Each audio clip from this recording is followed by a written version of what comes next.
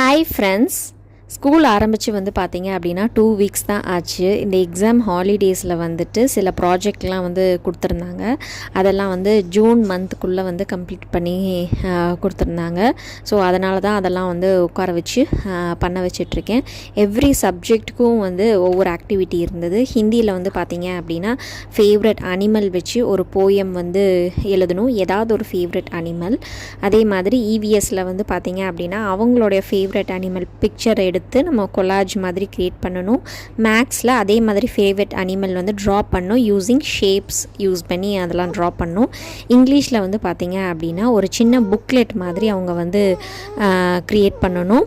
அவங்க வந்து வெக்கேஷன் டைமில் வந்து போயிருப்பாங்கல்ல, ஸோ அந்த டைமில் அவங்களுடைய ஃபேவரட் அனிமல் வச்சு ஏதாவது ஒரு ஸ்டோரி வந்து அவங்களே வந்து க்ரியேட் பண்ணி எழுதணும்.